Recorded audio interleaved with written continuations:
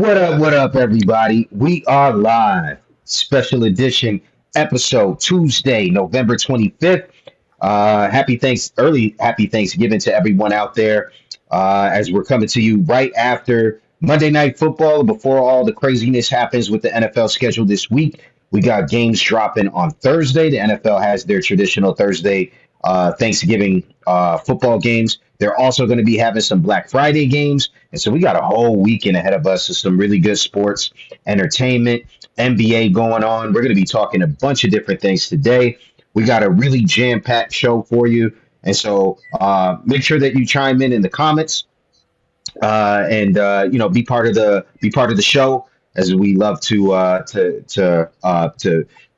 that dialogue and have that feedback. Make sure you like and subscribe. We thank you for joining us on this Tuesday edition. We're going to be talking everything from NFL recap, everything that happened in Week 12, to MLB releases their Hall of Fame hopefuls. And so we'll be talking about who we think should be in, who we think should be out, who we think should not be considered at all. And so that should be an interesting conversation, as well as your boy tries to finally stump the fellas.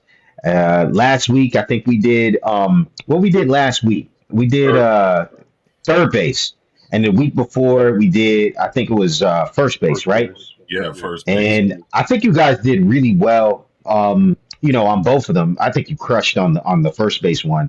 I think I got some special surprises for you for this catcher edition one. So make sure that you tune in and you join us on that. As always, we got the It Happened Today edition, and always our weekly roundup where we cover all the latest happenings in the world of sports. But if you're new to the program, let me introduce to you the starting lineup. To my left, we have your boy Josh from Eastside, and right below we have, it's your boy Big Zeke. and last but certainly not least, we have. What's up, everybody? It's Dave in the cut. Yeah, the Opps is ready, locked and loaded, ready to get going. A lot to talk about. Let's just jump right in it. Everything from the world of sports, Week 12 NFL football, fellas. Yes, sir. Man, I'll tell you what. Like, when you think NFL football, we got the wrong graphic up on the screen. It's a Tuesday edition, fellas. Roll with us.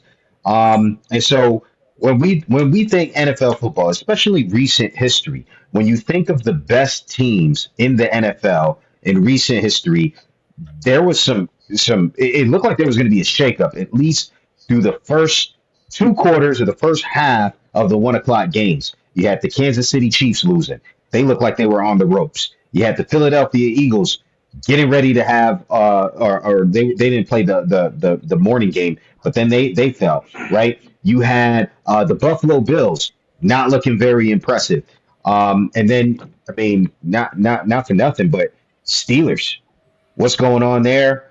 And the Ravens come all the way back after struggling originally in the first half against the Jets, looking like, man, this is just not going to be their year, to coming back to take that one. So let's try to make some sense of it all. Happy to have you guys chime in, but let's start with my boy Josh. Josh. Time out. Why we gotta start with Josh? You was up here hyping your boys. You was up here hyping your boys last week. Oh, it's gonna be the toppling of the Chiefs, and the Colts are gonna go out and prove that they're the dominant team and down with Mahomes. And why don't we start with you, Peasy? Prove that they're the dominant team. We can start with the Colts if you want. I don't know why you don't want to start with your boys, but it's all right. I was gonna start with the Eagles, but it's fine. Yep. We took them to overtime. Not for nothing, defending AFC champs. We took them to overtime, or should I say, they took us to overtime. I'll tell you what was my takeaway from that game, and then I'll let Dave. I'll let you get in. I always thought throughout the years, I don't feel like I'm backtracking on this at all. I actually always felt, even when we were losing, that we had a phenomenal coach. I never thought, even when we were losing, that we should have gotten rid of Shane Steichen. I thought he was a really good coach, and it felt like we were starting to get that this season. This was my takeaway. This was what was really concerning. He got out coached bad in that game. And not for nothing, he almost got out coached really bad the week before, uh, it feels like the Colts just, for whatever reason, I shouldn't say the Colts, that's too many people. Steichen forgets about Jonathan Taylor and forgets about the bread and butter that got us to where we are today. And the Colts just collapse. It's like when you're up by 2 scores, the game felt done when you have a running back like that. You run out the clock, you win the game. He stopped running the football. To me, that was just a game plan error. And yeah, I mean, you can't make those kind of mistakes with the Chiefs. But Dave, what do you think was the big takeaway from that Chiefs? Was it just the Chiefs being the Chiefs? So for me, man, I'm gonna be brief. You took the words right out of my mouth. We got out coached. Um, our coaching staff. I feel like our coaching staff is feeling themselves a little too much right now. I think they're trying to, play the whole, let's not show teams too much, and let's throw a wrinkle this week. What I'm saying, let's try something different. The Chiefs are the Chiefs, man. All right, and Patrick Mahomes is Patrick Mahomes. You go out there and you do what comes natural. You do what's got you. You ride the horse that got you there, and that's Jonathan Taylor. All right, so we didn't run the ball at all. We got away from that whole system, and then you got the questionable plays on third and fourth down. I just thought they just flat out got coached. They made a lot of dumb decisions, and I just feel like the coaching staff is feeling themselves a little too much. In the last 2 weeks, they got humbled. That's just my take. Zeke, you wanted to kind of bury the Colts here. Get in and bury the Colts if you want. It wasn't about burying the Colts. It's just Chris gets on here week after week, like I'm gonna be right, and then he's wrong. So All right, so you didn't want to bury the Colts. You wanted to bury the host. Okay, I got you. something I like got that. you. Yeah. We starting off this Thanksgiving week with a little fire in our belly. Nothing personal. Okay, I Nothing got you. personal. I got you. All right. Well, I'm gonna let that one go. Let's get into the next one. Which, Josh, tell me, man, what happened? Eagles collapse. It's very clear. I think it was with 14 penalties for 97 yards, 2 fumbles. We started off really strong and came out and played horribly in the second half. There's no other way around it. We couldn't get a stop at the end of the stretch. It was both an offensive lapse in the second half and a defensive lapse in the second half. There's no way around that. So for those who didn't watch the game, the Eagles jump out to a 21-0 lead. The game fell over. The Eagles were laughing, joking, playing around on the sidelines. And just like the tortoise and the hare, here comes Dak. Zeke, tell us about Dak's performance. Dak went out and played like um, the type of quarterback that we know he can be. Um, he has a team around him. He has weapons around him. He has an offensive line that's giving him some time. He has a decent running game, and those are all the elements that allow a good quarterback to be great. So, other than that interception in the end zone in the first quarter, um, and there were maybe like one or two other passes which were kind of sketch. Could have ended up in big turnovers, but Dak went out there. He was on point. A lot of his incompletions were balls that went right through number 88's hands. Um, that was hard to watch. Um, but I bash Jerry a lot. I gotta give him credit where credit's due. He went out and got George Pickens, who is not a number two receiver. He's 1B. Some would consider a 1A at this point because he made a lot of big plays where Dak put the ball in the spot and said, George, go get it. He was like, all right, bet. And he went and got it. Um, whether it was some slant routes or some corner routes or some go balls, just go moss a couple dudes, and he went out and did it. So Big ups to George Pickens. Big up to Dak for leading this team and not letting them give up when it was 21 zip, and it would have been easy to just pack it in and be on to the Chiefs for Thanksgiving. But yeah, Dak went out and did what he did. The defense, they stepped up big. A lot of people saying it was an Eagles collapse. Um, I don't like that. I did the Eagles make some mistakes? Yeah, but the Cowboys showed some resilience and fought strong and came all the way back. And when, like I said before, when it would have been easy for them to just give up and pack it in, they fought and they won the game. So big up to Dak to the boys for that performance, and I just hope they can carry it over to Thursday night. Yeah. You know what? I want to take a spin with the fellas. Let's have a little bit of fun here on a Tuesday night. Let's play a quick little game here. Like, don't have to really, but close your eyes for a second and think about this. Whoever gets the highest number is going to have to go. Okay. How many quarterbacks can you name this season that are playing better than Dak Prescott? Josh, give me a number. Shoot, fire, quick. How many can you name? Quick. Quick. Give Five. me a number. Five. Dave, can you name more than 5? No, 3. No. Z, can you name more than 5? Absolutely not. I want to hear this list. I Jalen got Hurts, Jalen Hurts, Jalen Hurts, Jalen Hurts, and Jalen Hurts. Dylan, and more Dylan. Let me Don't stop. worry, I'll respond to that, but I'll let him go for a little bit. I was gonna say 4. I was gonna say 4. I don't think I can name 5. Josh, give me 5 quarterbacks playing better than Dak Prescott. Let's see if the fellas agree with you. Josh Allen, Matthew Stafford, Jalen Hurts. Bro, this is this is starting off not very good. Bo Nix. No, I don't think so. Danny Dimes. I don't think so, bro. Next I was topic.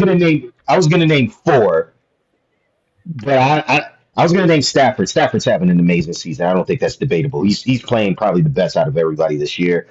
So I definitely got Stafford playing better. I don't know how you who else you said. Like I appreciate the Danny Dimes Josh love, but I Allen. don't think I can give that to him. Josh Allen. I can't give that to him. What? He said I he would can't say give that to him. I can't give that to him. I heard him, Zeke. I heard him. You sounded Okay, bewildered. I just fine, wanted to make cool, sure I sounds spoke good. in plain You English want for to you. you want to respond to something that I said? I'm gonna respond to something you said. You said that I give it up to the Cowboys defense. That's what I was gonna say, Lucito. Showing I was up gonna say, and Wait, let him speak, man. Hold on. Yeah, you jumping. You love cutting people off. Easy, let the man Go speak. ahead. no, I We just see saw the something in the comments. We comments. see the comments. No. Go ahead. Do what you got to do, Chris. I need time to let what Process I it. have to say soak in. I gotta let the bird brine a little bit. The I would say bird was definitely Stafford. brining I would say Sunday Drake night. May. I wouldn't say Jalen Hurts. He's been terrible this year, bro. If I would almost rather say Sam Darnold than Jalen Hurts, bro. Darnold's having a fantastic year. I would say those 3, Sam Darnold, but I think you got to give Dak maybe 4. He's got to be 4. I don't think even Josh Allen is playing better than Dak this year. Maybe I'll put Josh. Mm, maybe Mahomes over.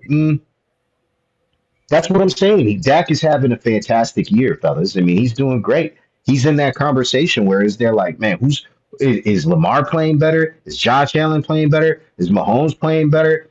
I don't know. I don't know. Not this season. Not for me. All right, let's see what else we got here. I want to say what I gotta Now say. let Yeah, Josh speak his piece. All right. And So then I mean, I would like to have a say. Peasy love to skip over me, bro. my bad. Yeah, Dave. so Yeah, go ahead, Josh. really, I'm gonna hand the floor over to you real quick right after this, Dave. Um, I just love how Zeke, came out and was like, oh yeah, Dak, had a great performance, Butterfinger CD dropped the ball one too many times, and he really did his thing, but the defense came out and they made some stops and all this. It wasn't but like 4 or 5 episodes back where Zeke was just barking on the Cowboys defense, saying they are just giving up numbers and letting dudes come in the house and just walk all over them. And now all of a sudden, we're Okay, time here, out, time out. prime Was that Cowboys not the defense. case when So I said it? I don't want to take a single thing that Zeke says when it comes to the Cowboys, because just 4 weeks ago he was bad mouthing his favorite team. Now all of a sudden they're looking like champions. I never said champions. I said they came out and played a good game. That's all I gotta say. They're gonna play a good game no matter what. It's a divisional game. This No, they're happens not throughout going to play a all of good game no this matter what. They happens got dog throughout walked by the the league. Philadelphia Eagles at the beginning of the year. They didn't get dog walked. What? Wait, Bruh. the same game? It was a close game, bro. It was a close game. This is a divisional game. The same Lions that we just took down struggled against the New York Giants.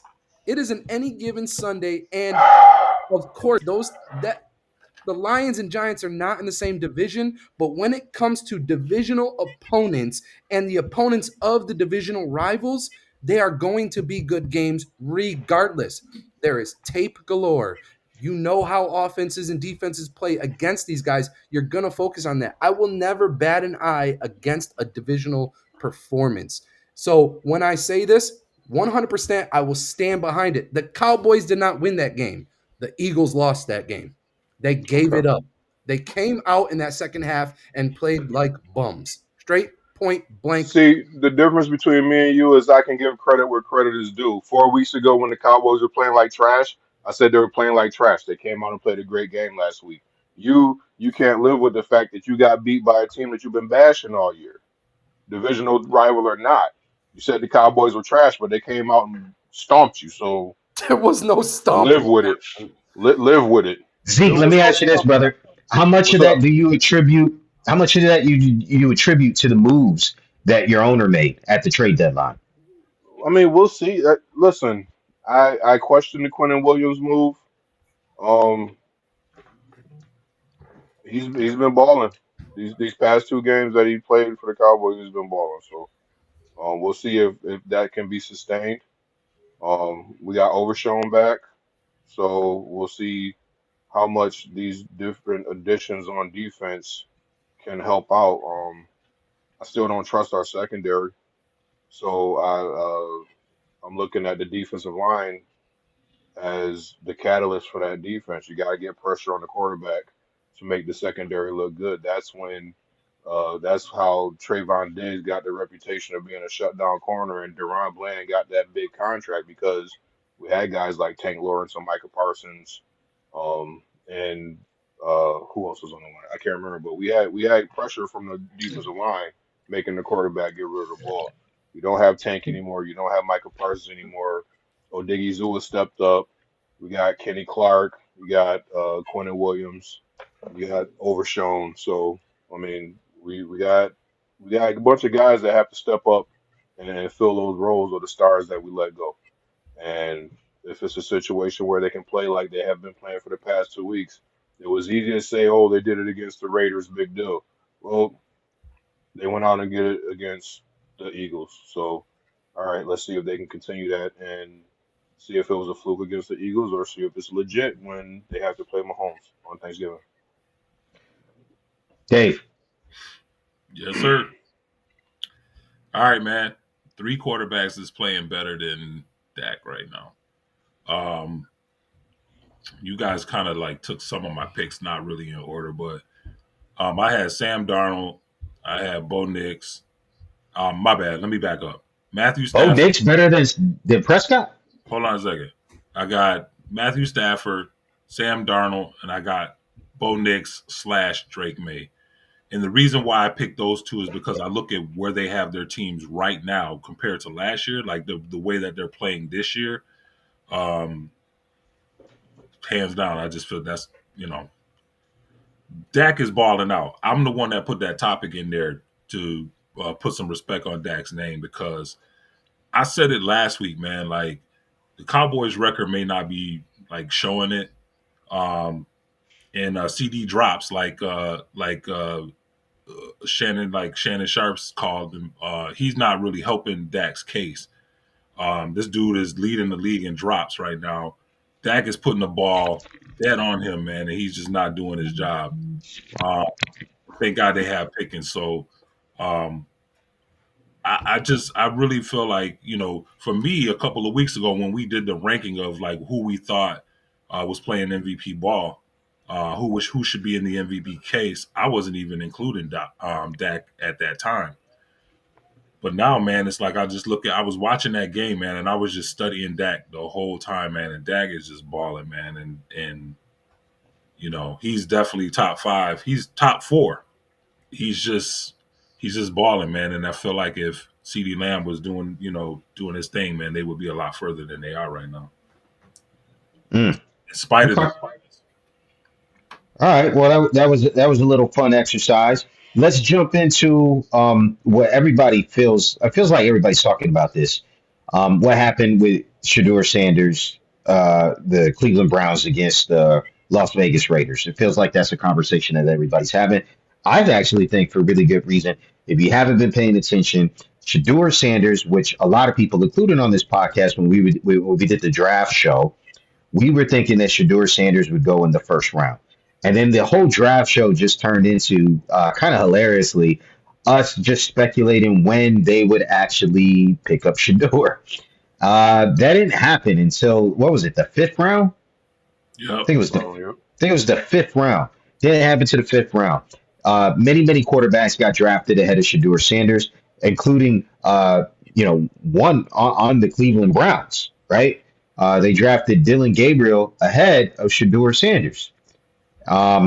And so at the beginning of the year, they had a QB room of five different quarterbacks, including, Sanders, Dylan Gabriel, Joe Flacco. They had a former dude from, the Eagles and the Steelers. I can't remember his name right now. Little hands dude. I forget his name. But anyways, he was on the squad. Kenny Pickett. Sorry. Yeah. And so now bunch of injuries, some trades, some releases. Shador finally gets his opportunity to start. I don't know what you guys. I don't think he set the world on fire. I wouldn't go that far, but I think he did a solid job. And afterwards, do we have that clip? We don't have that clip. Okay.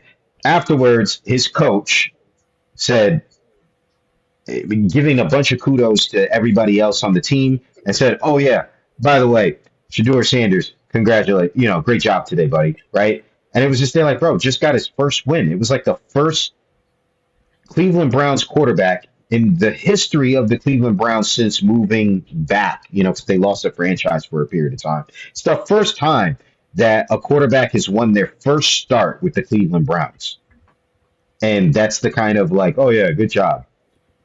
I don't know what you guys thought about that, but I'd love to hear your takes. Dave, why don't we start with you on this one? All right, man. So for me, I don't really, I do know, I have an idea why the hate is going around for Shador, and a lot of it has to do with his pops, man. People didn't like Dion, they didn't like prime time, they didn't like the show, the flash, the gold, the sayings, the slick wit. Um, they like to claim he didn't tackle.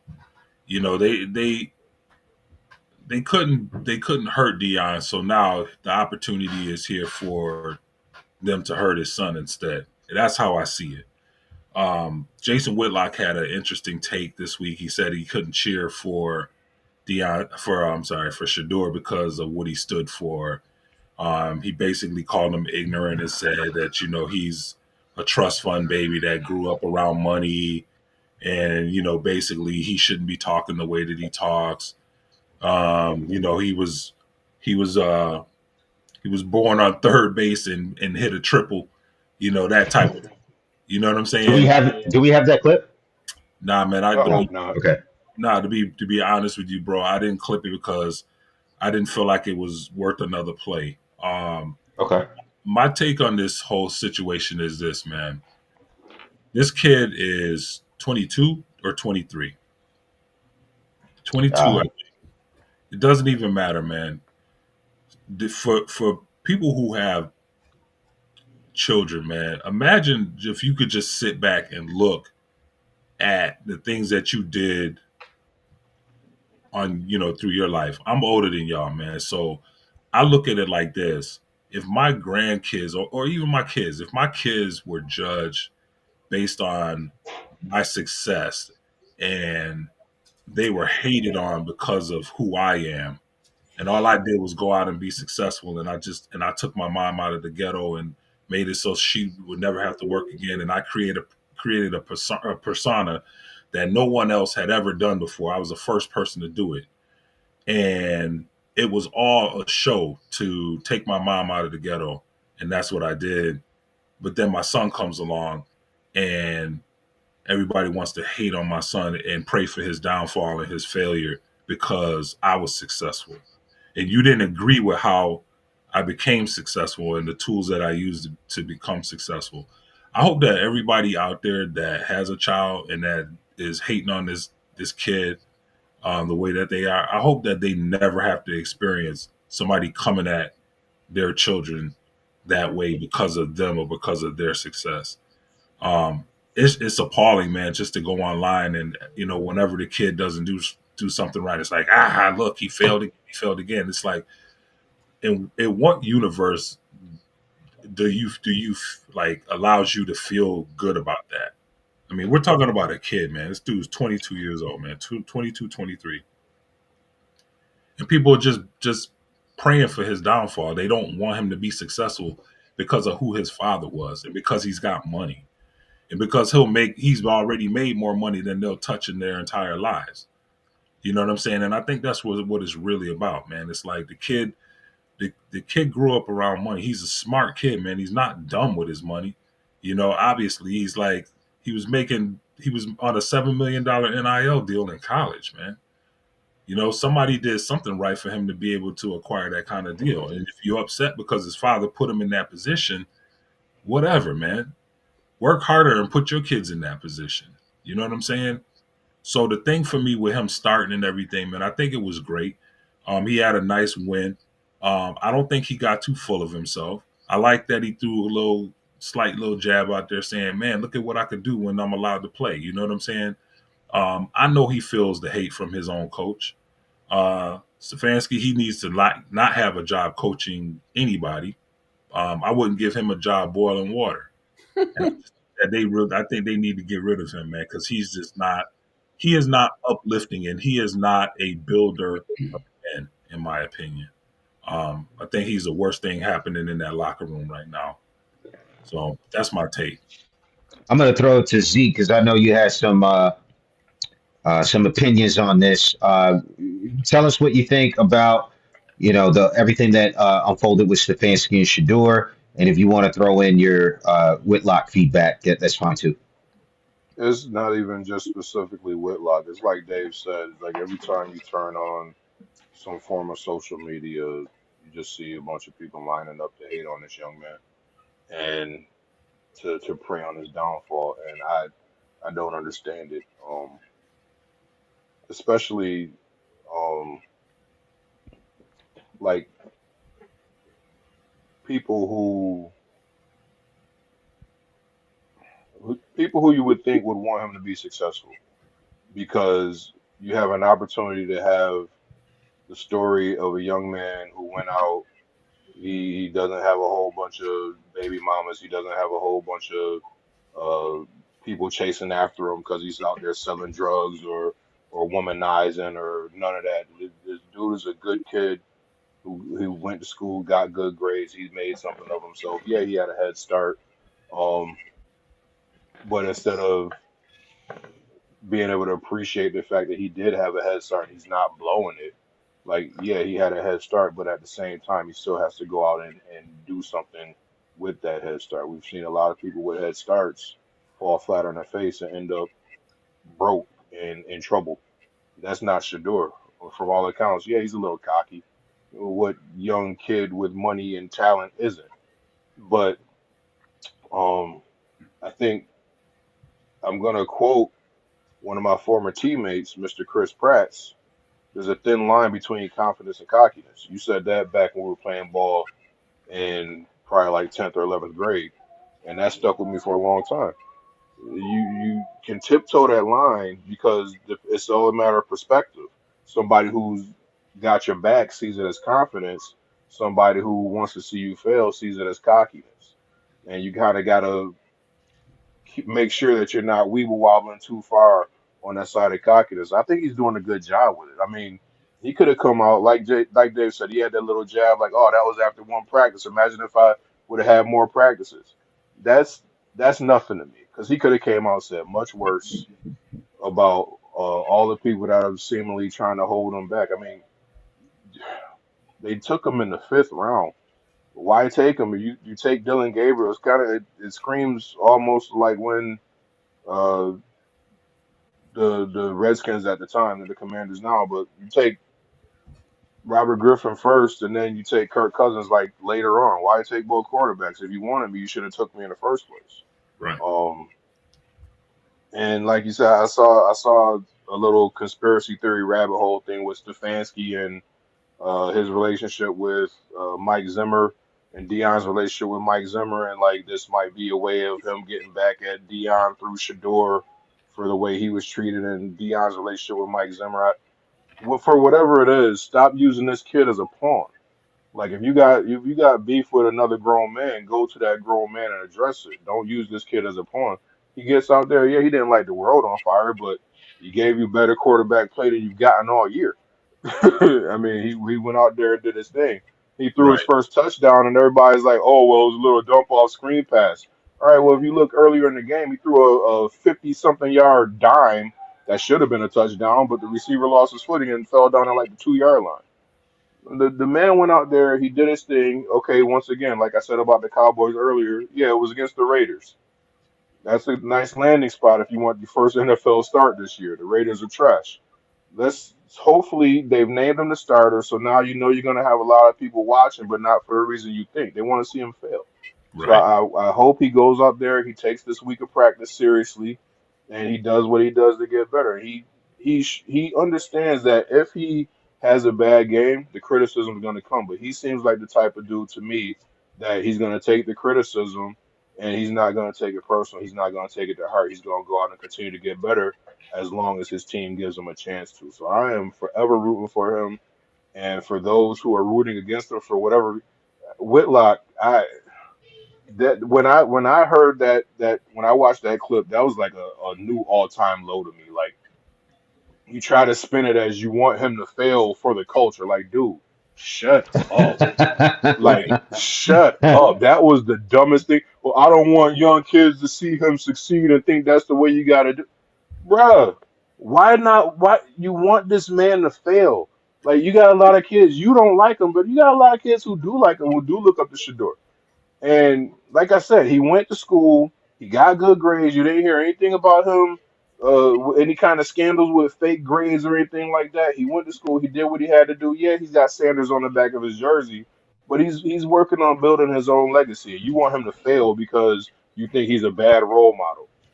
Whitlock is trash. He will always be trash to me. I don't care what he claims to be a Christian, whatever, dude. I got no respect for that dude ever. Anything that comes out of his mouth, I have no respect for. Yeah, And that, on top of many reasons why I want Shador to succeed, so Whitlock can continue to eat crow along with everything else that he eats. yeah. I'll say this, like, no, I don't like Whitlock, and I think a lot of it comes down to, I feel like he sees everything in terms of color, and he tries to racialize everything, and I just dislike that personally. The part that I don't actually have a problem with his take, aside from I don't think there was a need to racialize it. I think as sports fans, it's completely acceptable for someone to say, I just don't like the way he talks, the way he walks, the way he acts. I don't like his face. You don't like it? Fine. Root against him. That's what Right. we love about sports. Right. There's heroes, there's villains. I may want to root against LeBron James, right? There's nothing wrong with that. Don't hate me for that. It's just the sport. Don't mean I don't like all black people or anything like that. It's just my prerogative, right? There's certain people I root for. There's certain people I don't root for, right? To me, if he would have just said something as simple as instead of like trying to racialize it, it's just they're like, man, he dude's a little cocky for my taste. I just don't like his swag. It just doesn't jive with me. I'm gonna root against that dude. I'm okay with that. See, I'm actually okay I, with I, that. I hear what you're saying, and I've been a lifelong sports fan. I never wanted to see Piazza do well. I never wanted to see Patrick Ewing do Right, well. But that's only because they were wearing my rival's jersey. Like he wants to see Shador fail because of who he is, not Right. because of the jersey he's wearing. right. Like if Chipper Jones played for I don't know the Rockies, would you care that he was making All Star teams and making it? You'd only care about the handful of times that he played against the Mets, but you wouldn't want to see him fail just because he's playing for the Rockies because ultimately him being in Colorado was bad enough. All right, you didn't like Chipper Jones because he played for the Braves. I didn't like Mike Piazza because he played for the Mets. I didn't mind Mike Piazza when he played for the Dodgers. You put on the orange and blue, now you're the enemy. Uh, Yeah, Orlando but Magic, Patrick Z, Ewing, I didn't some care. well, that's just part of sports. But I think sometimes the backstory That's just of a a part of sports. But this dude wants to see him fail just because of who he is and the name he has on the back of his jersey and his upbringing. It has nothing to do with him being a sports fan and rooting against him as a sports fan. He's rooting against this man as a person, and Right. that is completely off base, bro. yeah. Well, I think anytime when you take it like personal, like I hope he fails at life. That's like, bro, I hope he doesn't succeed at scoring a touchdown, hitting a home run, whatever it may be, right? To me, I don't have a problem with anybody rooting for or against because I actually think that's what makes sports. You have heroes, you have villains, you have heels. You have people that like Draymond Green. You want to root against Draymond Green because you don't like the way he complains after every foul call. That's cool with me, right? Me, I like watching the Warriors. I root for Draymond. I root for Steph Curry. But if someone said they didn't want to root for him because the way he like carries himself, I'm actually okay with that. Or because he came from out of Michigan, I'm okay with that. But it's like, yeah, you're right. See, when you take it personal, that's a bridge too far for me. Yeah, it's Um, ridiculous, man. I can't stand Draymond Green on the court. But what kind of human being am I to sit back after Draymond takes his uniform off and I see him right, sitting at the microphone with his daughter in his lap and he's like right. talking about the game? What kind of human being am I like to say I hope Draymond fails at life when he has a whole lineage that will come from him that will benefit from everything that he's doing. What is that, bro? It takes a special kind of hate and a special kind of evil for you to root against a 23-year-old kid. And basically what you're saying is, I would like you if you weren't you. You know what I'm saying? If you change this, I'd like you. But changing that means Shador wouldn't be who he is. And that's whack to me, man. For sure. Sometimes Josh, Whitlock says some things that oh, I can rock with, man, but this one he's completely like he's like I don't even want to hear from him on this, man. yeah, I feel you, man. He racializes everything. That's why I don't like him. But go ahead, Josh. Yeah, I mean, you guys said it all. I don't have an opinion. You guys said everything that needs to be said. All right, facts, facts, facts. All right, well, let's keep it moving. Yeah. So, any other game you guys want to focus on before we jump to MLB? Nope, not All me. right, let's jump to. Do you got that graphic that I sent? Yeah. Okay, why don't you throw that up on the screen here? Dang, that's tiny. That is. It's not that tiny. You just gotta enlarge your Bruh. screen, bro. Enlarge your screen. So, You okay? uh, MLB Got too many announced people on the ballot, bro. that is a lot of Why people is on the Gio ballot. Gonzalez on that ballot? Bro, let me tell you, man. Bro, that's what we talking about. Let's talk about it. All right, that's what we talking about. Zeke, don't get ahead of us. My So, bad. like, so there's a lot of people on this ballot, and if you notice, the ones that are highlighted indicate a first year candidate. And so you have That's first year wild. candidates, for example, Ryan Braun is on the ballot for the first year, Gio Gonzalez, Alex Gordon, Cole Hamels, right? Howie Kendrick, Matt Kemp, a lot of first time people on the ballot, and then a lot of people that have been on the ballot for a long time. Bobby Abreu, Carlos Beltran, Manny Ramirez, Alex Rodriguez has been on the ballot for a really long time, right? And so when I was looking at this, the closest one as of last year to getting inducted into the Hall of Fame was none else than former Mets great Carlos Beltran. He had 70% of the vote. I think he needs to increase by about 5% to get inducted into the Hall of Fame. So, if he pushes hard enough, behind the scenes, maybe he makes it in. But on this list, we have some people that are MLB sports fans, sports heads here. Which of those names on that list stand out most to you that should be getting? We'll start with more shine first. Zeke, give me more shine before you throw don't deserve. Andrew Jones. I was thinking that. I was thinking that. Like he should That's have why I been called him. in. This is dumb. Like this man was the top center fielder Yeah. not just during his time but probably ever. Like he made playing center field look so easy.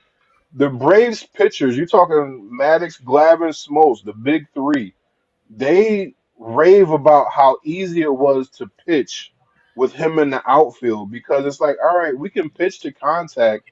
They can hit the ball in the air, and we don't even have to turn around and watch because we know Andrew's gonna go get it. I mean, he played so shallow because he could go back and track down any ball that went in the outfield. I was watching a highlight of him. Y'all remember when in Houston when they had that stupid hill in center field? Yep. Like I Flag on. watched him glide back and do a Willie Mays type over the shoulder catch while running up the hill at like 70% speed. He made it look so easy, but the play everybody around him was like, dude, do you realize what you just did? And he's like, yeah, I caught a ball. Big whoop. Andrew Jones should have been in the Hall of Fame a long time ago. The problem is the last few images of Andrew that we see kind of overshot overshadow his prime years. He had a span of like 10 to 12 years where he was one of the top dogs in baseball. I think what happened was he got a little too homer happy. Um, he's one of the reasons why the term what is it 300 um 340 100 type player where you bat 300, you hit 40 home runs, and you get 40 100 RBIs. That was the type of player that Andrew Jones was. He had that type of potential, but I think he fell too much in love with trying to hit the long ball, where he became one of those three outcome type players, where he's either gonna hit a home run, strike out, or walk. He didn't walk a lot, so it was more. I agree, my man. You played on the Braves, you Hall of Fame. Um, but yeah, Andrew should have been in. All That right. that's that's probably the I'm gonna throw easiest this. question you ever gave me, bro. I'm gonna throw this to Dave because I want to see if he names the player that I actually think your exact argument on this list could also be used for a really, really, really good prime. And then, maybe hung around too long, got a little homer happy. Um, Not necessarily homer happy, but just had like a drop. Dave, So for who's your me, guy? looking at this list, man, there's a lot of guys on here that don't need to be on here, bro. And I know that's Right. not. I know Pretty that's much not. everybody in gold. Huh? Get him out of here. Everybody in gold. Yeah, get They're him the out of here. First time, first last year time. candidates. I'm First looking. time, last time. So Thanks for playing. this one's kind of tough for me because there's two guys that fit that mold for me, Chris, and it's hard to differentiate between the two of them I want to see because if we're on the same page. one of them,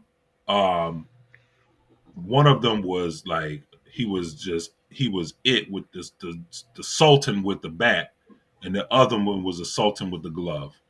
And so if I could kind of wax poetic about both of them, because it's hard for me. Again, I can't pick just one of these guys, but for me, it's going to be Torrey Hunter and it's going to be Manny Ramirez. And I say that because Manny Ramirez, when you look at his bat, so people will probably think, all right, Dave is the ultimate Yankee homer. You know, how could you root for a Red Sox? Ball is life, and without without baseball, bro, these guys wouldn't have an opportunity to play. These guys don't make MLB. MLB makes them. That's how I've always seen the game. No one player is above the shield. So Manny Ramirez, I've always said, in my pick of top hitters to ever play in the game, Manny Ramirez is top five for me. One of the prettiest swings, second only to King Griffey Jr. Man, like, and Daryl Strawberry for me too, because Daryl Strawberry had such a What you beautiful. got? So but top five swing, just I to ball to bat, um, just Manny Ramirez, man, just everything with the bat, man. Was a little aloof and goofy in the outfield, but what he did at the plate made up for it. Um, I think him being the character that he was is what made him a great hitter because he was able to just lock in, man. And so for me, um, I can't even believe that. They said that the guys with the gold is it's their first time, right? It doesn't really Yeah. happen. Okay, so I just don't understand. Like Manny Ramirez, I don't understand why Manny Ramirez isn't in the Hall of Fame already. Torrey Yes, Hunt, you do. I do, I do, Okay. I do. But Okay. with that being said, man, why are others in there? You know what I'm saying? True. So Torrey Hunter, he truly, I can say, why is Torrey Hunter um not in the Hall of Fame, man? Torrey Hunter, um, for every play that we watch Ken Griffey Jr. make in the outfield, all the highlights, Torrey Hunter had 2 to 3 times that plays in center field, man. Torrey Hunter he had a great bat too. But if that ball got into right center, or left center, it was caught. It was a wrap. You can just count on it being caught. Um, he was a stand-up person, quality person. I've never known Torrey Hunter to get into have any kind of problems. Character wise, personality wise, no problems off the field. Um, I don't understand like why Torrey Hunter isn't in the Hall of Fame already, man. All right. Defensively, I'm gonna. one of the best defensive players to ever play the game. All right. I want to take a couple more angles, so I'm gonna softly cut you off there, but um, that was not who I was thinking of. That's But okay. Only your Pedroia. that doesn't mean I don't agree with you. I actually agree with both of you. I would just like to add one. Well, I think Beltran should hopefully get the last 5%, but that's not who I was thinking of. What I was thinking of was King Felix Hernandez, man. That the exact same argument you used for Andrew Jones. That man had a prime like no other, bro. King Felix was That a dude, beast. he was a beast, bro. And he hung on too long. He hung on way too long because all of his career averages shot up with the last 2 years, like a 6 ERA, a 5 ERA the year before that. He completely screwed up his career numbers, averages wise. But the man still finished with like a 3.4 career ERA, having seasons of 5 and 6, right at the end. Listen, Absolute beast, man. Felix's misfortune was being in the game in his prime, maybe a decade too soon, And being because on the he West he Coast. he pitched in an era where wins counted a lot more, and he Yeah, pitched on a bunch of Seattle teams where he didn't get that. It was almost like a Jacob deGrom in New York. Only problem is, right around the time deGrom was pitching, that's when they started looking at the analytics and the sabermetrics of it. It's like, all right, he only had 11 wins, but he was clearly the best pitcher in baseball, so let's give him the Cy Young. Um, there were years where Felix finished third, fourth, or fifth in the Cy Young race, and you look at the other pitchers who like finished ahead of him, and it's like he should have had a better shake, but because he didn't have the 20-win season, but you look at all the other stats. I mean, the ERA was phenomenal, the WHIP was phenomenal, the strikeouts were phenomenal. So yeah, Felix probably should be in there also. He played on some bad teams in an era where they really didn't look at the sabermetrics and the individuality of what pitchers were actually doing out there. So he should probably have more Cy Absolutely. Youngs, which should have boosted his Hall of Fame candidacy. So it looks like the fellas are all in agreement with each other's picks and nods. I'm going to force you guys to hold your nose on this one, okay? Give me one name out of all of the first year candidates. If you had to, and you have to, okay, you have to pick one to go into the Hall of Fame. Who you picking? I'll let you go first, Dave. You're not muted, are you, Dave? Please don't be muted Yeah, on I this. am. But I'm Oh, just okay. come on, man. Why you do me Hold your like nose and pick one. You got to pick one. oh boy. Oh my goodness, man. I knew this would be hard. Yeah, this is real hard, bro. Zeke, if you got one, go ahead and go. If not, I'll tell you what, I'll go first just to kind of let you guys think a little bit.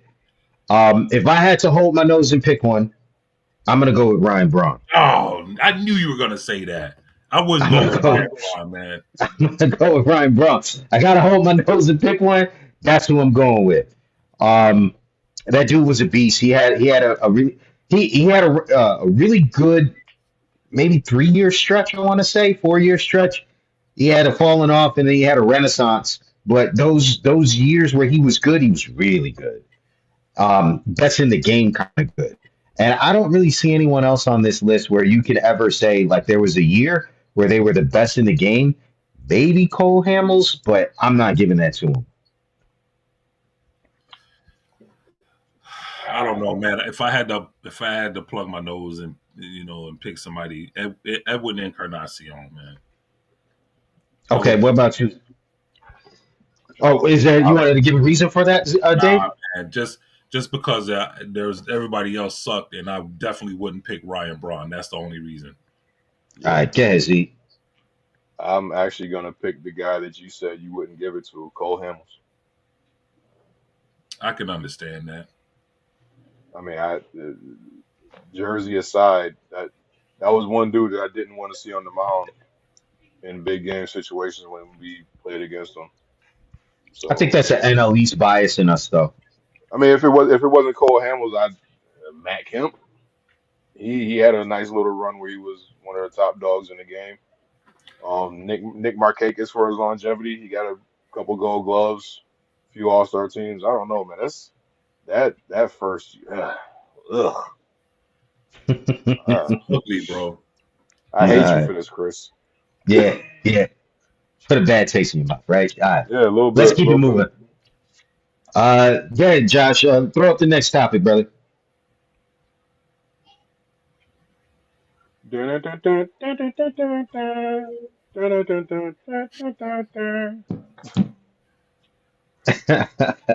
All right. So this week we got MLB catchers. We're going to do the catchers edition. And so we're doing the all time.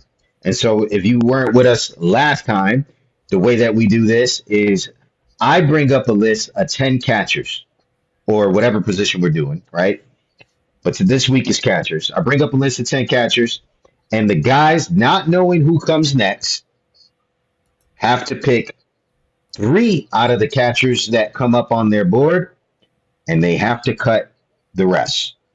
And so they're not going to know who comes up next. All they know is who's in front of them right now. And And so full transparency. I can't see any of the picks. I can't see any of the slides. I got my screen on full. Josh is running. Josh is running it. I picked the catchers. And to make this and like now listen, this doesn't necessarily mean that I picked the best 10 catchers all time. Okay? Doesn't necessarily mean that. But the guys are gonna have to pick what they got in front of them. All right? So I thought they did a good job last time. Let's put them up on the board with the first pick or cut. Woo! Coming in hot.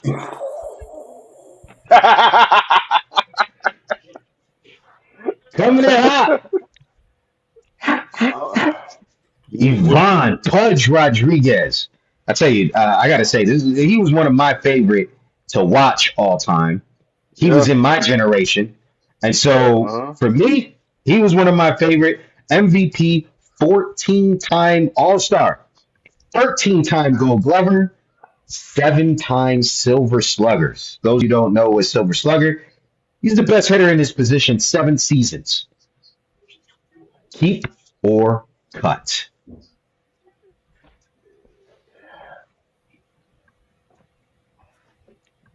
It's kind of quiet. It got quiet. It got quiet. No, because I know which 3 I want. Me too. And I'm hoping that you have them on the list. Ooh. And I'm pretty sure as much as Dave and I are in sync on a lot of these, we might want different catchers. So this is going to be interesting.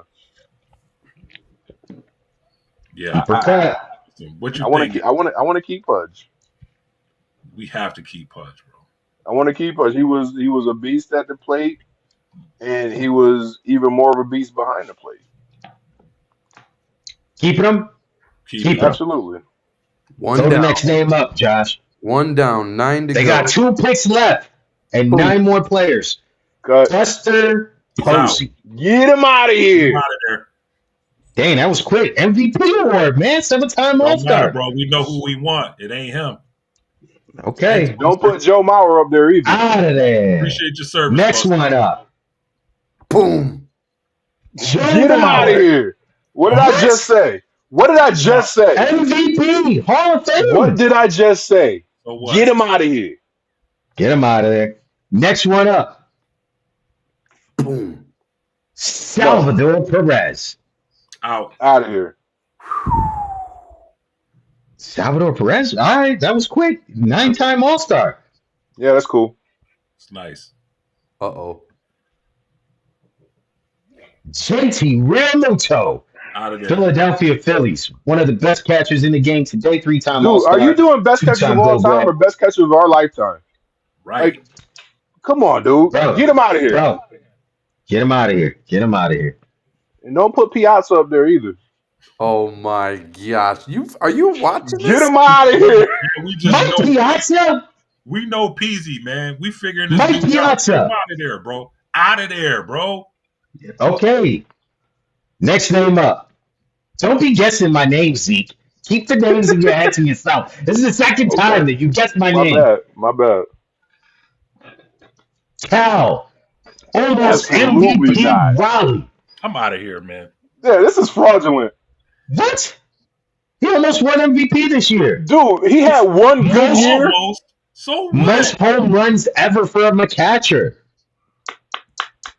You see that batting average? We don't want that. What else he has? All right. He has the most All right. fire miles. So they got 2 picks left. 2 picks left. 3 catchers to go. Get him out. Give me the next name.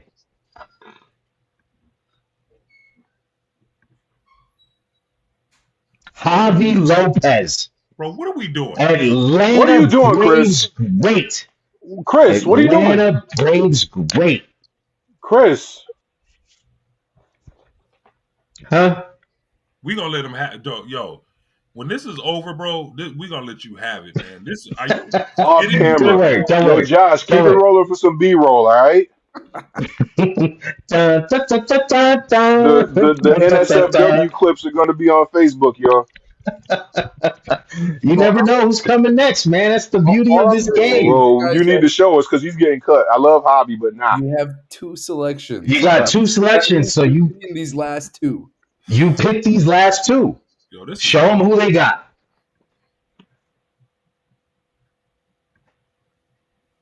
Yes, Yadier who I wanted. Molina. all time. That's who I wanted. What took you so long to put him on the board? Yadier Molina. Slick, man. He wanted to say. He always tried to say the best 2 for the last. 9-time Gold Glove, 2 World We Series, already 10 kept times him. We All-Star. kept him before it started. Who's next? And the final guy you picked, all Puerto Rican catchers, Jorge Posada. So you telling me no Yogi, no Yaz, no Gary Carter, Nope. no Johnny Bench, No Josh Gibson. no Josh Josh Gibson Gibson. has the best. Nope. He's the best catcher of all time, bro. Statistically, I this felt is like going since the '90s on this one. Chris. You I let us felt, down with I this. felt, I felt in my heart we Buns, needed to man. go So you should only have back said to the greatest catcher '90s. of the '90s. This is What are buns. we doing, man? It's the beauty of the game. You never know. You That's never beauty. know. Thanks for that, Josh. Well, Hey, but shout out to the Puerto Rican catchers, man. All three of them got selected on today's episode. Jorge Posada, Ivan Pudge Rodriguez, Yadier Molina. Where did the best catchers come from? PR. Throw the line up. Throw the line up. Apparently in the chat room, some people are not too happy. But listen, these are the best catchers since we've been alive. I didn't put catchers I've never seen in my life. I didn't feel like it this time. I was there like, you know what? If I never saw them play, they're not going on my list. I'm only going to pick the catchers Bro, that I've seen play. Yo, just real talk. This is the last week we're doing this. This is Yeah, it's a wrap. Way to This kill a is not game, gonna Peasy. We had a good thing going, and you This just is not gonna work. couldn't let us And be you know great. you know what it turned into? What it turned into is when we did the first group, it turned into Chris was selecting. He was going back and selecting people, the greatest of all time. Then that last week he And wanted we to crushed it. he And wanted he to had to give us some try to credit. trick us, right? And this time he wanted to try to get the all Puerto Rican team. Turned into a game of gotcha. Right. And next week he's gonna try to get the all Asian players next week. He just turned this into a complete fiasco, man. Yeah, we could do that. Maybe we do a DH edition, all Maybe we don't Asian do it players. anymore at all, bro. That's buns, man. Bro, but you got two of the three catchers you wanted. Shohei. Oh man, Thailand, and more Thailand. that's just so ridiculous, bro. I told you, Z. I told you, Josh. I told you they were going to hate me for this one. But I wanted to do catchers that I've actually seen this week. You know, players Why that I've didn't you actually say seen. that? Because it ruins the fun. You got to pick who's up there. Keep you on your toes. Ruins the. You thought that was fun? It was fun for me to watch you guys. That's because Get you're a them out of terrible here. person. You remember what I said earlier about nothing personal? I take it back. All personal. Look how quick he turns into Whitlock. I hope you get the driest piece of turkey, and I hope you choke on the cranberry. How about that? Oh, Z, it be like that, bro? Yes. Yes. Exactly. I'm gonna Bro, say man, what Dave won't I because gave- he's a good, I gave- upstanding Christian. I God's gave still you working Javi on him. Lopez. You should have picked Mike Piazza. He's one of the greatest ever, bro. Okay. When we say greatest ever, we're expecting actual great catchers. Right. You put Mike Piazza up there because he could hit, great, but he wasn't a good catcher. Bro, you disrespected Joe Mauer. It happened Greatest ever, today. my dude. Greatest ever, you said, right? Greatest ever since 1990 this time. You didn't say that. You didn't specify It that. happens. It happening today.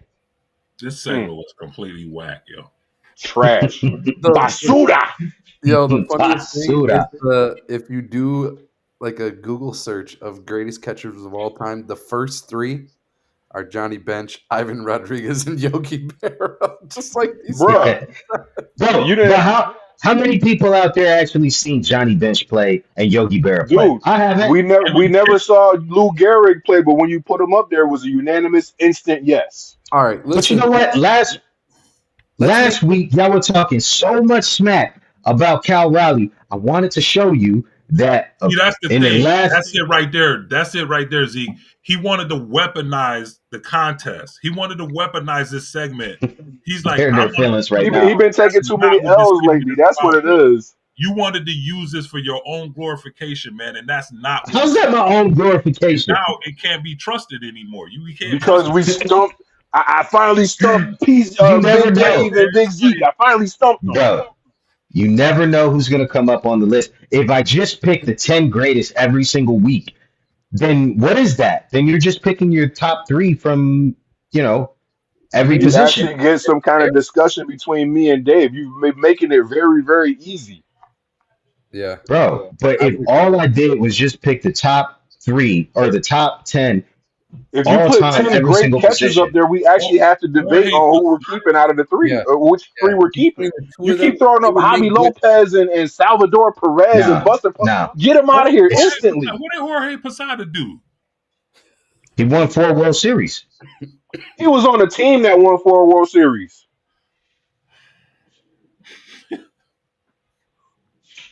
All right. He Let me ask won you guys a 5 question. All-Star games. He Let me was ask a you guys legit a good question. catcher. He's not a legit good catcher. If we're 5 Silver talking, Sluggers. He's the best hitter at his position for 5 seasons.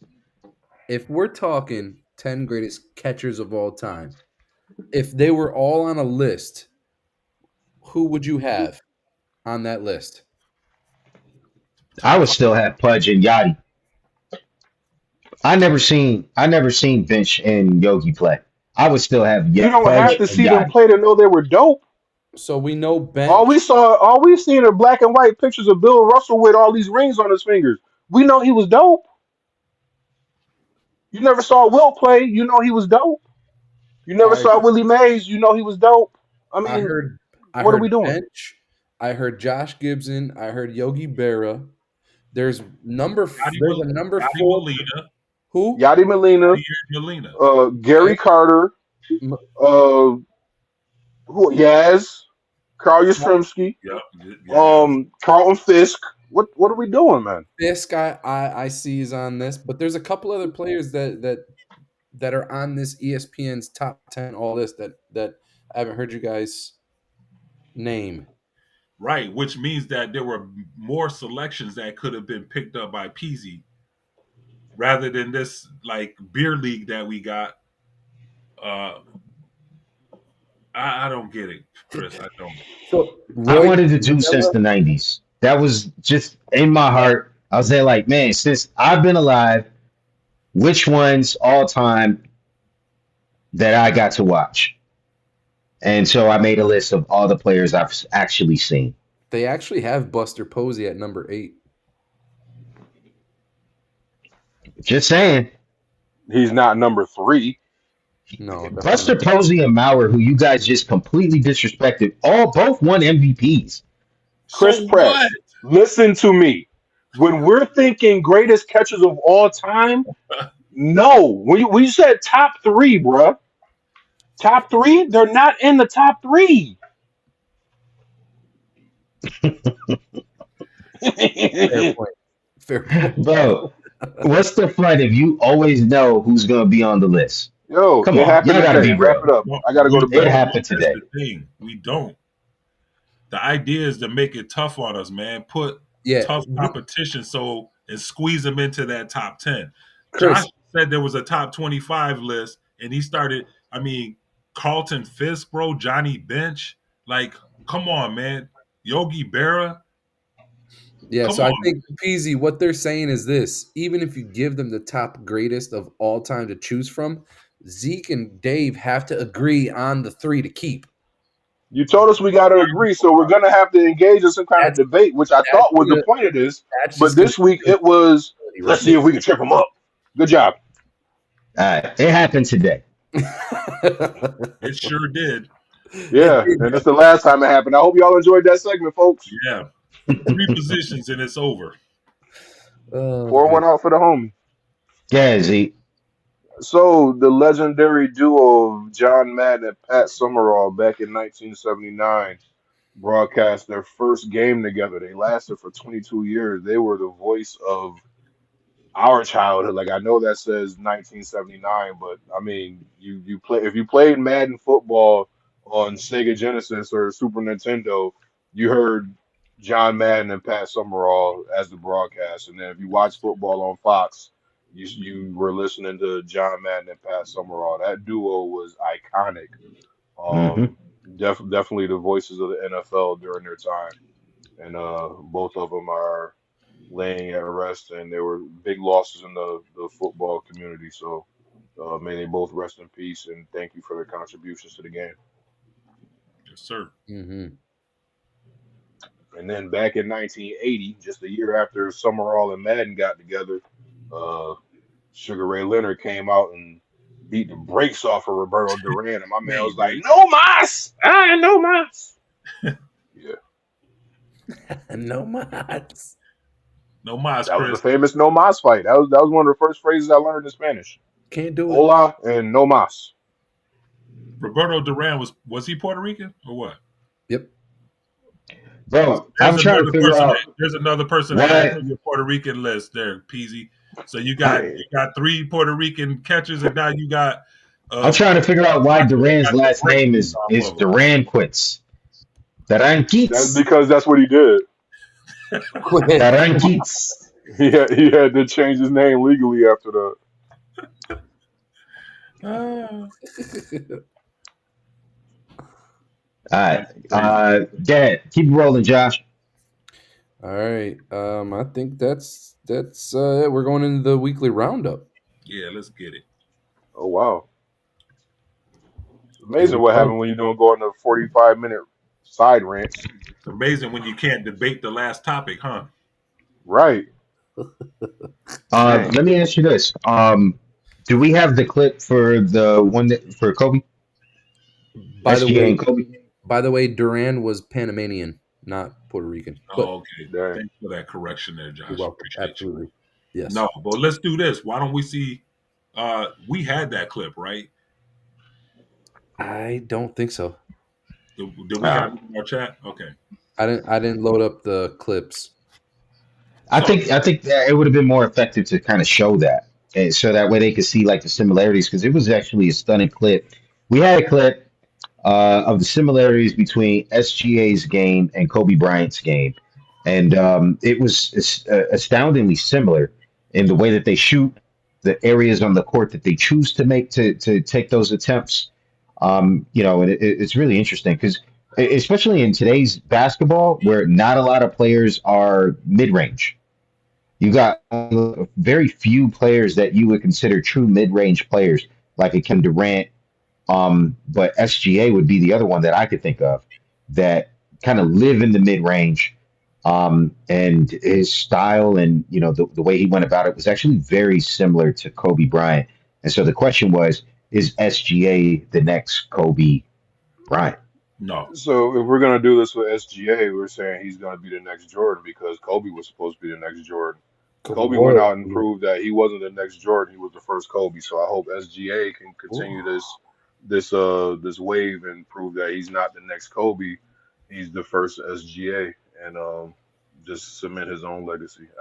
Next Kobe is a lot to put on somebody's shoulders, man. That is a lot. That is a lot. it is. But that's what they were doing online. They were trying to compare those two games. I know because people online are bored sometimes. So Yeah. I mean, I'm not gonna sit there and fault them for coming up with content and sparking some kind of conversation, but it's a hard, resounding no for me.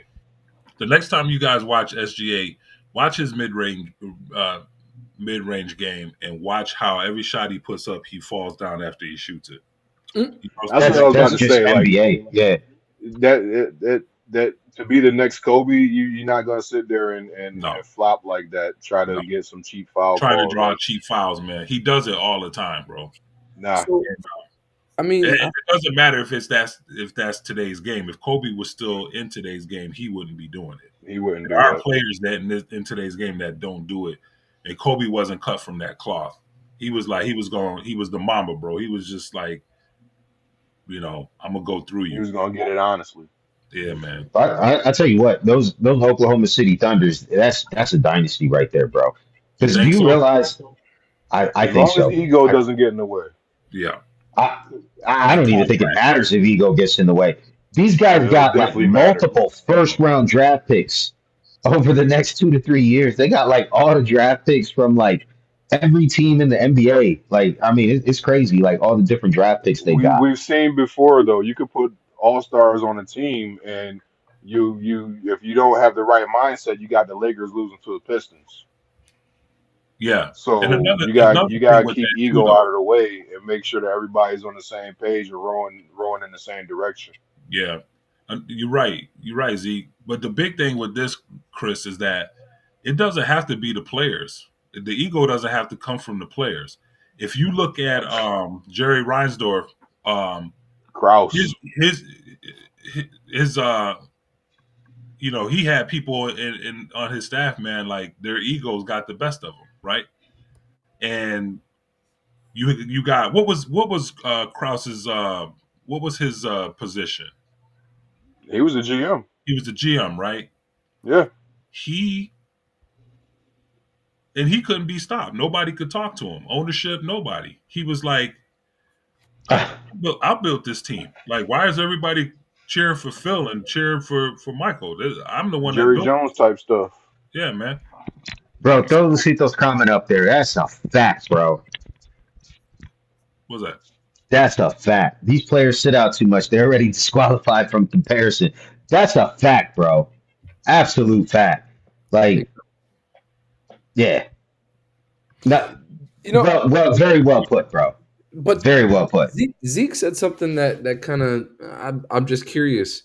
So he said that everybody was expecting Kobe to be the next MJ, and then Kobe went out there and became the first Kobe. Yeah. I mean, do you guys really agree with that statement, or do you think that Kobe was still is looked at as kind of like a carbon copy of MJ? He was the closest that we've had to MJ. Like when everybody was trying to compare LeBron to Mike, it was like, nah, you can't surpass. You can't just look over Kobe like that. Like Exactly. Kobe was the closest thing that we had to MJ, but Kobe went out and made his own path. Like, yeah, the game looked similar, but he wasn't the next MJ. Like everybody remember Harold Miner. That was supposed to be Baby Jordan. You couldn't look at Kobe and say that was Baby Jordan. Kobe was Kobe Bean Bryant. Like Right. he was him. He wasn't little MJ. He wasn't baby MJ. He was Kobe. Yeah. So I'm hoping SGA can just cement his own legacy. And it's like he's not the next Kobe. That's SGA. The game may be Yeah. similar, but that's he's his own man, standing on his own 2 feet, Not standing on for his own nothing. foundation. Maybe a low blow. Kobe still has more rings than LeBron James. That's not a low blow. That's a fact. This is facts, bro. That's a fact. And he played like twice as many seasons. Yep. My man hangs on long enough. He might be able But to. you know, rings don't playing where matter. they- It's all about the counting stats now because all of a sudden rings don't matter because I'm not gonna catch MJ. So let's just bask in the fact that I played 50 more seasons and finally passed him in points. Whatever. Man. I mean, Next. I do agree partially with the statement that rings don't matter. Robert Horry has a handful of rings, and I'm not going to say that he's going to go down as one of the greatest, but like, But I as a understand your point. superstar, though, like Yes, Robert Horry played his role Yeah. and benefited from. All right, this is my role on this team. I'm going to Yes. go do what I do. agreed. And not once was Robert Horry looked at as the number one player on his team. Agreed. Yeah, I mean- never had that pressure. Agreed. Right. You look at Iverson, you look at Barkley, you look at Malone, you look at Ewing. These are all top dogs who were seen as superstars of the game, but they never got a ring. Yep. And that's been held against them. You look at other sports, you look at Marino, Jim Kelly, these top dogs who were at the top of their game and had chance after chance. Ain't no participation trophies. We don't care you went to 4 straight. You didn't come home with one. So it's a wrap. Absolutely. Yep. Agreed. All right, what was the next part of that? Or weekly roundup? The NFL spitting problem. Oh my goodness. Didn't we talk about this last week? Not enough. Not enough. No, we bro. talked about it plenty, man. It's No. I back. remember Josh wanting us to give his boy some love, and we was like, nah. It's back, bro. It's No. a problem. Zeke. Nah, Bro, man. It Bro, don't it's have to be morphing that. into getting punched where the sun don't shine. Son, As it of yesterday. has moved up. It has advanced from spitting to jewel robbery right now. Yeah. Okay, Ooh, it's getting bad out here. It's That's hard insane. out here, man. For real. No, but honestly, like, if you look at that whole All right. Let's have a poll question. yes, Rather get punched where the sun don't shine or spat on, one or two. Put up a 1 or 2. right? One, two. Dig it. Either way, I'm coming up swinging. Fact. Either way, we That's got a to spat. fact. That's a fact, bro. You know what? What's really bad? Thinking of that Jamar Chase loogie. I'm not 100% sure how I'm going to answer that question. You would think, oh, clearly, no one wants to get hit down there. That hurts. I don't know if I want to get spat on like that either, bro. Like, I don't know. But Um, can we talk about that though for a second? Because like Jamar Chase not only did that, he gave the thickest, juiciest loogie and uh, spat at him. But uh, He worked for that one. he went to the media after the game and was like, "No, I didn't spit at anybody. I wouldn't even open my mouth to another man." Right? He said some Right, man. weird comment like that. Like, dude, we saw you in 4K. Bro, what I don't get is like, even if you're on the sidelines, you could be a Mark Sanchez picking your boogers on the sidelines and get caught on camera. What's to think that you on the field are not going to get caught on camera doing something Being like Jamar Chase, that? Is insane to me. camera's always on you, bro. Always. And he just figured he could lie and say I wouldn't do that. Why? No, I didn't spit on him. I would. Yeah, I like, would spit on another man. like that to me ruins his reputation as a player, as a receiver, as one of the leading players on He's a that captain too, isn't he? Yeah, he's a captain. Like that to me should ruins his reputation just on and off the field. now, not for nothing though, but when you look at like if you guys used to watch NFL films, you guys remember like those old like NFL film shows. You would hear the guys in the trenches talking about all the time how all kinds of craziness happen in those trenches, in those scrums, at the bottom of the pile. How there'd be scratching, clawing, biting, spitting, grabbing, twisting, pulling, grabbing, twisting, all of that, bro. And so, like this, yeah, eye gouging. This ain't nothing new. It's just now we got 4K, bro. More visible. Now, when you do it, you're getting caught. Better think twice. You're getting suspended. You're getting fined. You're going to lose your job, maybe. You know what I mean? So now Everything's reviewable. everything's reviewable. Gets played on loops, and so like, bro, slow motion. the only thing that's Watch it changed is flipping in the air. I bet you the frequency of these incidents probably have gone down, but it's now more visible than ever. Indeed. And I think I'd still rather get punched than spat on. So we're gonna we're gonna we're gonna move on from there. I guess it depends on Please don't make me lands. All right, let's go to the next one. This kind of hits me just because as a Mets fan, bro, this was one of the dumbest trades. I immediately took to SNY and started leaving my negative review comments like boo. Like let's not pretend like Nimmo is some kind of future Hall of Famer, Right. but he's a heck of a lot better than Marcus Simeon. I don't want to hear. He's a heck of a lot better than Marcus Simeon. And so for those who don't know, Brandon Nimmo, Mets left fielder. Last year he was playing. Last year he was left field. Year before that he was playing center field.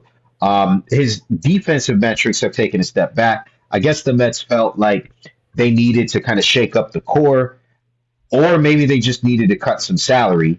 But they traded for 35-year-old Texas Rangers second baseman Marcus Simeon, whose best days, at least at the plate, are clearly behind him.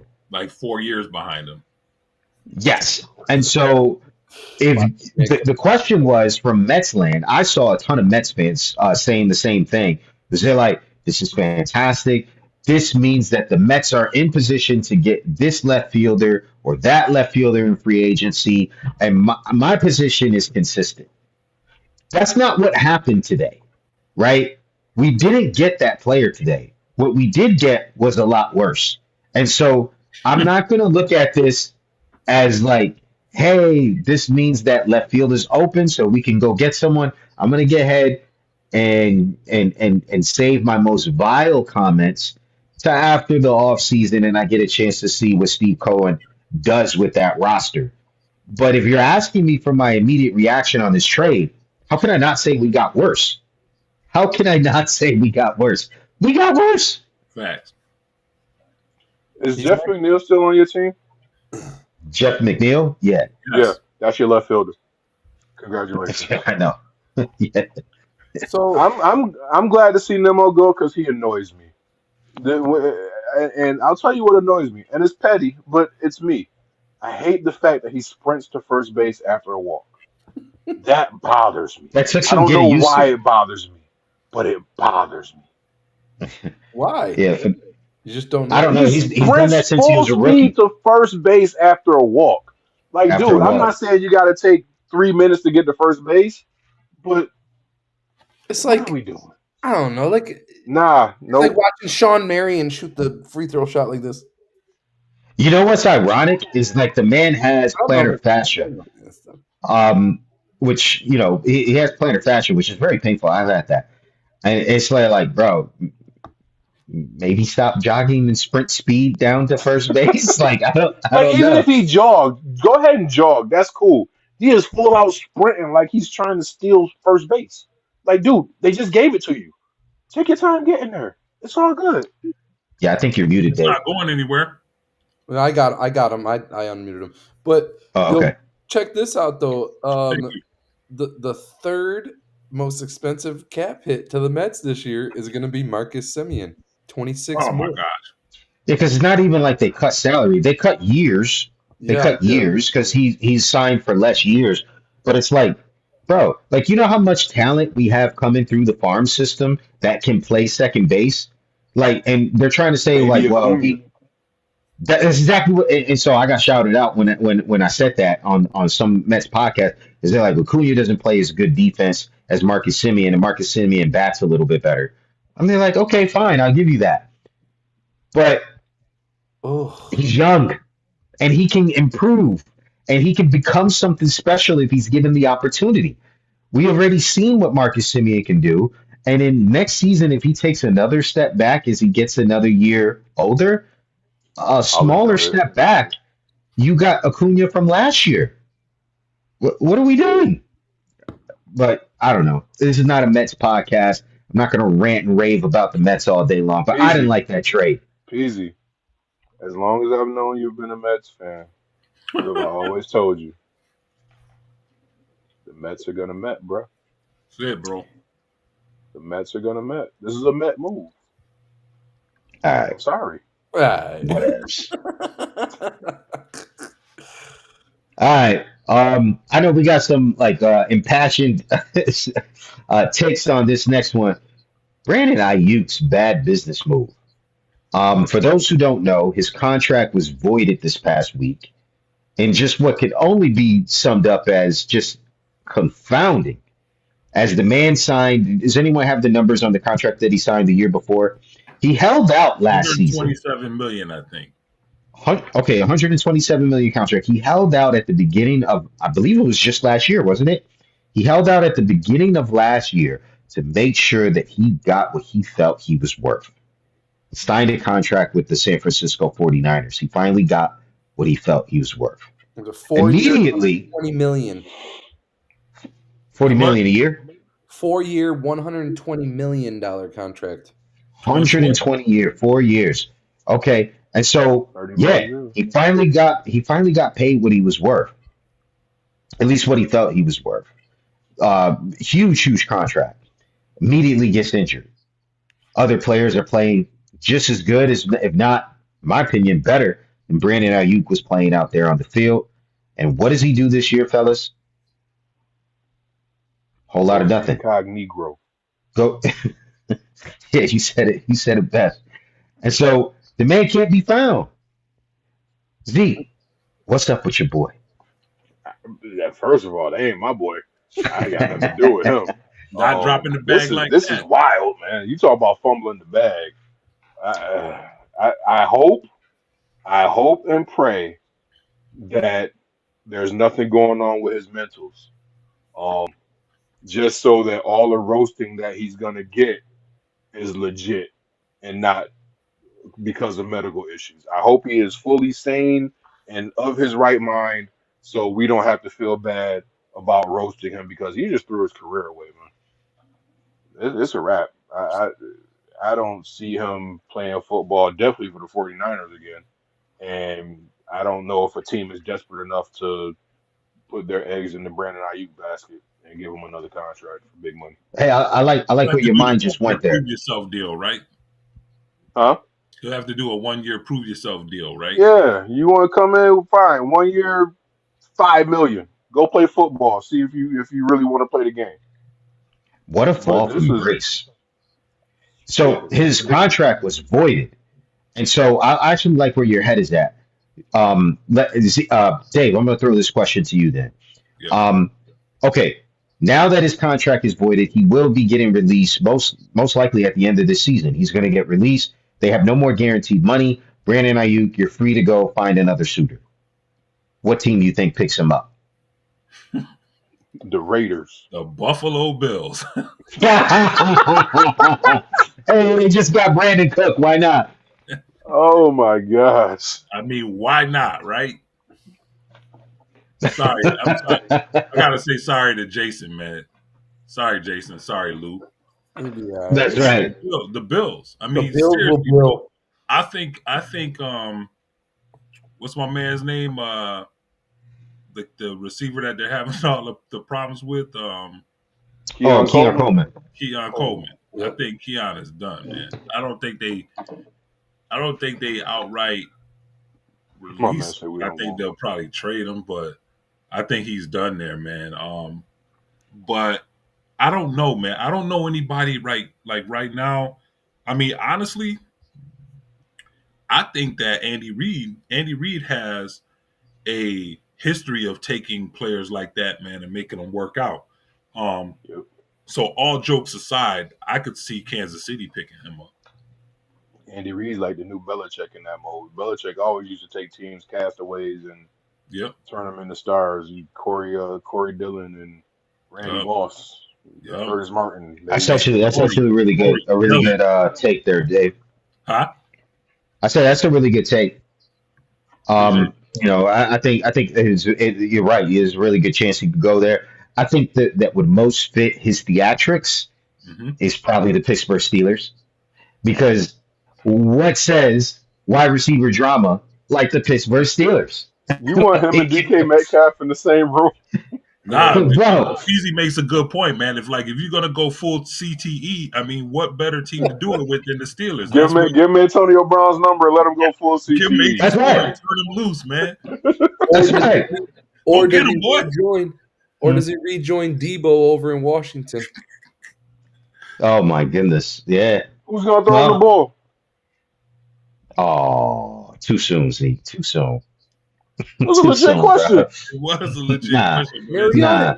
Man, we started this podcast about trying to defend Shador. Now you got to defend Jaden Daniels, man. Come on now. Defend Jaden Daniels. Jaden Daniels don't have no problems I mean, like that. The man got a dislocated elbow. He throwing Get shade well at my soon. boy. And he's over there too. Just because the linebacker caught him in a Kimura. Don't be throwing shade at him. The initial injury wasn't as bad as they originally thought, right? I think I saw some headlines on that. Yeah, Right. he might be back. And it wasn't on his throwing arm. Yes. Yo, how was Joe Burrow back so quick, man?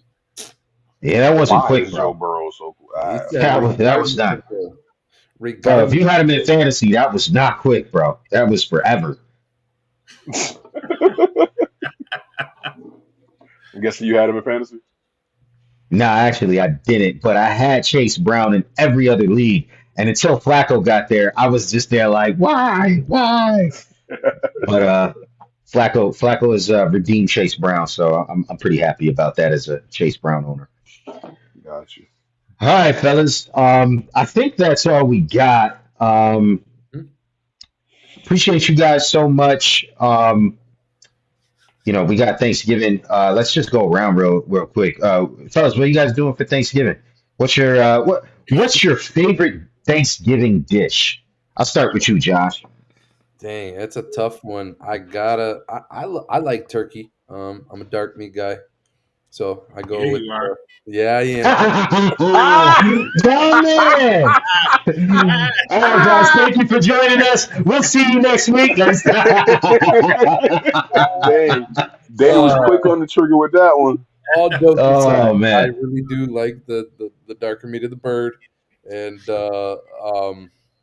my mother-in-law makes banging mac and cheese, and She always does this rice and roast uh, roast beef, like tenderloin. It's delicious. Wow. Pot roast. That's what it is. Dave, tell me what you got, Dave. Hands down, man. My wife's mac and cheese, man. Nobody's messing with it. The That's it. bee's knees. Z. Mama J's dressing Dang. that's my favorite dish. I mean, Nice. the bird is dope. All that, but my favorite side is the dressing. Mm. Okay, that's what's up. Me, nothing says Thanksgiving like stovetop stuffing, man. Like I don't know why. I just love stovetop stuffing. Look It's at the thing for me. these. It's a thing. It's a thing. It's a whole thing. You just went And from It shouldn't so be. stuffing to it stovetop. shouldn't be. I But didn't like to freeze. I'm me, just it's in shock. to me, I like that's my thing. I probably other than that, you gotta have your turkey, you gotta have your panini, but like I have that when it's not Thanksgiving. You know what I mean? So like for me, Bro, you can have stovetop on a random Wednesday in August and be okay. see, He said I ain't stovetop that stuffing all year I ain't that round, bro. special though. I ain't that special though. It You never want me gets to send cooked. you some stovetop stuffing? Bro, help a brother out, man. Send me some stovetop I stuffing. still got your address saved in my MapQuest. I'll send it to you, bro. My man, my man, That's my your Hey, man. Christmas you present. tried to get like Merry 15 Christmas. boxes of stovetop stuff. Some stovetop stuffing, bro. There's just nothing like it. By the way, we are You not sound like a sponsored by Dave Chappelle Stovetop, skit, man. right? We are not sponsored by Stovetop, by the way. But No. if you would like Thank to sponsor God. the Not ops, trying to. This week episode brought to you by Stovetop Stuffing. it would be with a Chicken big old flavor. smile. But if y'all want to send us some, we can have PZ cook it live on air while we're doing the podcast. That's right. I'll be Peasy can't chefing it boil up. water. Johnny will be in the background cooking During that the whole stuffing, bro. podcast. That's right, bro. They're gonna watch me boil, Call mommy. burn some water. That's right. All right, fellas. Too funny. Well, one thing that we're definitely grateful for is that for everybody who tunes in, supports the show. Yes. Thank you for supporting us through 43 episodes right now. Thank you to the fellas for staying, for being consistent and yeah, for the sacrifice that we put in to spend some time with you all and talk about the sports that we love. We appreciate you all. We'll be back here next week. I believe we're going to be continuing on Wednesday. But we threw it out for a special episode this week to make sure that we get it in. We hope that you have fun. Make sure you like and subscribe. Before we go, let me send it up to Zeke. I just want to throw out a shout out to Big Dave in the cut. This is his vision. This is his baby. And I've said it before. I'm going to say it again. I thank you for sharing this with us and choosing us three to go on this journey with you. Yeah, I'm having a blast doing it. So No thank doubt, you, bro. Amen bro, to that. for sharing this with Grateful us. for you. Big Dave in the cut. Thanks for jumping in, man. It gets crazy sometimes, I know, man, but I appreciate you guys, man. You guys sacrifice a lot. I know y'all take heat from your wives, man, when you should be spending quality time with them, man, and y'all are writing up scripts and coming up with ideas for the show. And hopefully it's worth it, man. I want to see this thing through. I think it can be bigger than where we are right now. And we're planning our 50th show is coming up soon, and we're gonna do some special stuff for the 50th show, and then just kind of keep it running, man. But I appreciate y'all, being consistent and just your commitment to it. As you guys, everybody viewing, you can see we've matured, we've grown. There's been a lot of changes since episode 1. I think episode like 1 through 5 were like train wrecks, man. We're struggling. They were just Oh, like, man. yo, man. But we've just found our flow, and we've kind of just learned, man. Like, you guys don't want us. You're not expecting perfection. You're just expecting good content, and that's what we want to give you guys. You guys see we have technical difficulties. Oh, and Peasy didn't disappear this episode. He did We're not. still on the air, so don't speak it up, bro. Hey, the day is young. The day. And, it's crazy when you watch the playback. he doesn't even realize he disappears. Like he has no idea that he He like just be drops sitting out. there. Then he comes back like, "What y'all talking about? I ain't going Yeah, nowhere." he has no idea, but that's what makes it so funny, man. So, but yeah, we're growing, and I hope that everybody can see the growth. You can see like our just how we mesh, like and um, we just have a good flow and we have good chemistry together. And it helps that we all go to the same church, man. And like, PZ, you went to our church when you were here in Rochester. So, it helps that we're brothers and we know each other, so I just have so much admiration for you guys, man. And I just appreciate you, being committed and going on this journey. So thank you very much. I'm very thankful for all of you. No doubt. For sure. And maybe for the 50th episode, we could run back the little all-time catchers, and this time too, an actual all-time catchers. See, you were talking about getting heat from our wives. I get more heat from you guys. So, like my wife, she don't treat me nearly as harsh as you guys do. So, Well, like, because we bestowed upon you the title of EP, and this is what you right, do with it. Right, right. So all I'm gonna right. put you on the spot, PZ, right now, right here. What's the next position for next week? Let's go shortstop. Let's go shortstop. It's gonna be Okay. fun. All right, cool. Don't put Jeter on there. 'Cause me and Dave gonna disagree. Ray Ordonez. Number Ray one. Ordonez. Ray Ray Ordonez. Ordonez. He's What's starting my already, man name? Jose Reyes right? and Francisco Lindor. Hey, Anthony maybe I Volpe, just feel like an all Mets shortstop, and like This is gonna be a quick segment. Get him out of here. Get him out of here. Get him out of here. we went way too long on this episode, but from our family to yours, guys, we appreciate you. We'll see you here next week. Thank you for tuning in. Deuces. peace. Deuces. Peace.